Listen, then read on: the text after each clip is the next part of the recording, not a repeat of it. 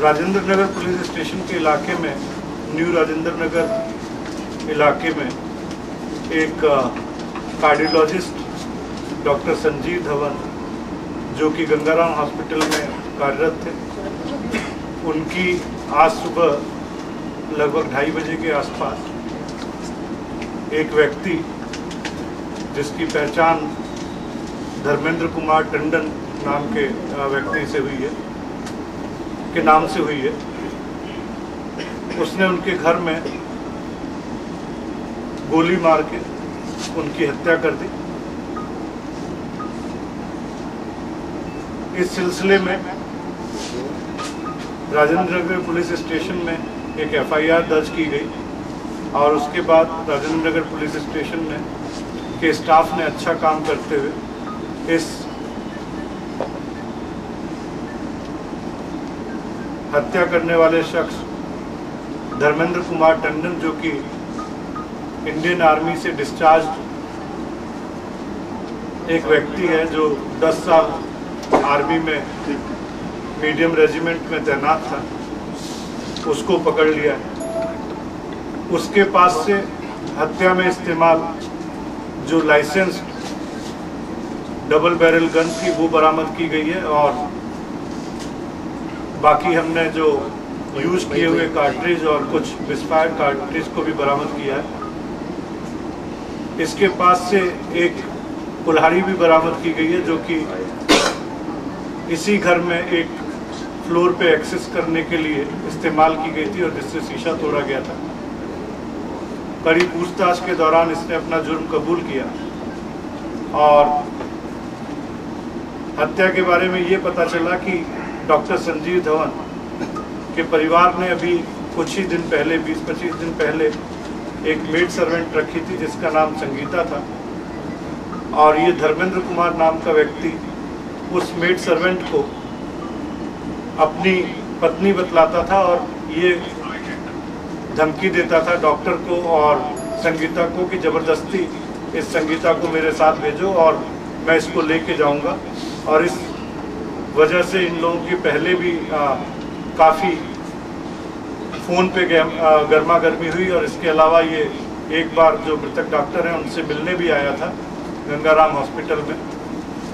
और इसके अलावा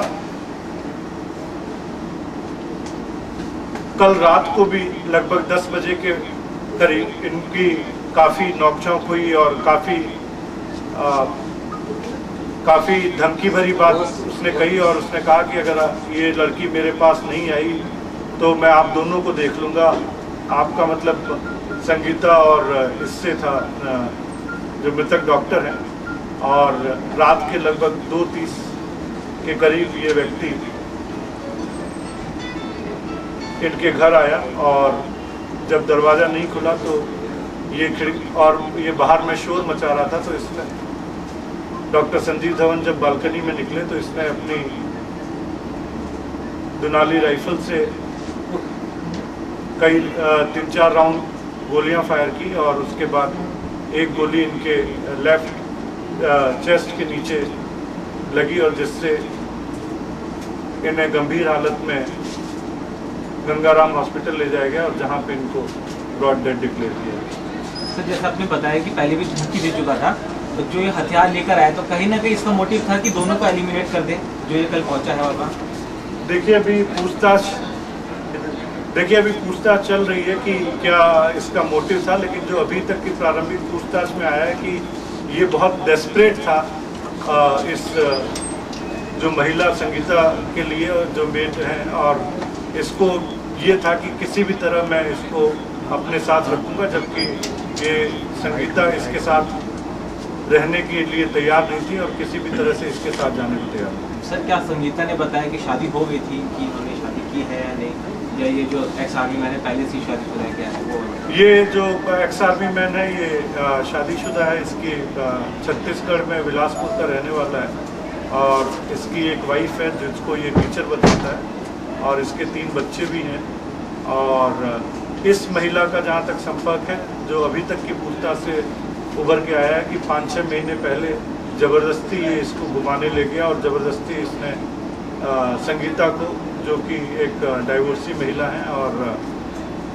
उनसे ज़बरदस्ती करके शादी का संबंध बनाया। ये गिरफ्तार कहाँ से किया गया? इसको जब ये कांड हो गया उसके बाद जब पुलिस को इंटीमेशन हुई, पुलिस पहुंची और चूँकि ये पैदल ही लग रहा था वहाँ से और पैदल गायब हुआ था, तो कई टीमें यहाँ बनाई गई और एसीपी करोलबाग राजाराम और एसएचओ राजेंद्र नगर इंस्पेक्टर मनीष जोशी के नेतृत्व में 7-8 टीमें बना के आसपास के इलाके में भेजी गई। और इधर हम ये जो वजीराबाद गांव जहां गुड़गांव रहता था वहां पे भी टीमें रवाना की गई। और इसके बाद संगीता से इसकी बात करवाई गई जब इतना डेस्परेशन देखा गया इनिशियल इन्वेस्टिगेशन के दौरान। और फिर हमने इसको बहाने से उसी करोलबाग मेट्रो स्टेशन के पास इस बहाने से बुलाया गया संगीता को की बात करवा के कि गोली चलने के बाद वो भी भाग आई है और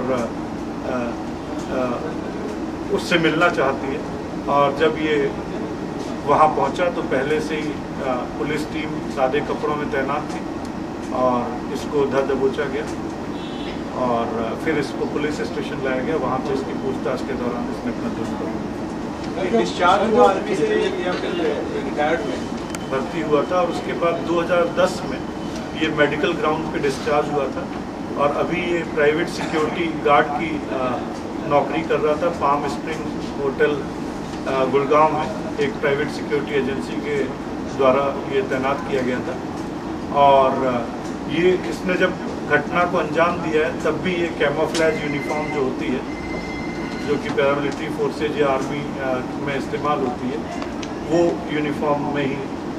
इसको ये घटना को अंजाम दिया और उसी यूनिफॉर्म में ये पकड़ा गया। सर जिससे गोली मारी थी वो वेपन मिला? जी, हमने वेपन को सीज कर लिया और वो जो वेपन था उसके बाद अपने अनऑथराइज्ड रखा हुआ था या इसके बाद लाइसेंस था? ये वेपन जो है इसका लाइसेंस इसके पास है। इसको 2009 में डोडा जिला है जम्मू एंड कश्मीर, वहाँ से इसको इस गन का लाइसेंस। सर जब वारदात हुई तो डॉक्टर साहब के घर में कौन-कौन मौजूद थे मीट के अलावा? डॉक्टर साहब का घर बेसमेंट, ग्राउंड फ्लोर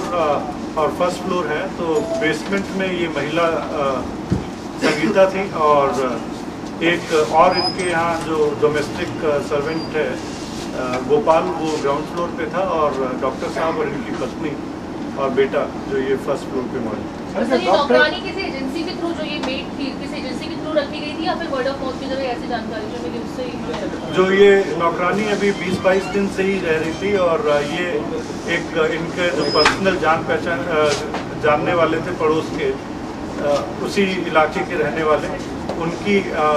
जो मेड सर्वेंट थी उसके रेफरेंस रखी। हमने पूछताछ की है, ये आदमी बहुत ही डेस्परेट था और इस पे जुनून एक ये सवार था कि इस महिला को मेरे साथ रहना ही होगा चाहे जो है। और जो पूछताछ के दौरान बताया कि इसका किसी भी हद तक ये इस महिला को अपने साथ जबरदस्ती रखने के लिए या विलिंगली रखने के लिए किसी भी हद तक जा सकते हैं। सर इस महिला के साथ कब से कांटेक्ट में, कब से मतलब ये दोनों कब मुलाकात हुई? पिछले लगभग जो ये बताते हैं ये महिला लगभग 1.5 साल पहले कानपुर से यहाँ पे एम्प्लॉयमेंट की तलाश में आई थी, तो ये वहीं पे रेलवे स्टेशन पे इन लोगों की मुलाकात हुई। सर पहले एक सीए साहब स्कफल हुआ है, जो इनमेट्स हैं वहाँ पे, और स्कफल हुआ है और बहुत थोड़ी चोट उनको भी उस स्कफल में आई।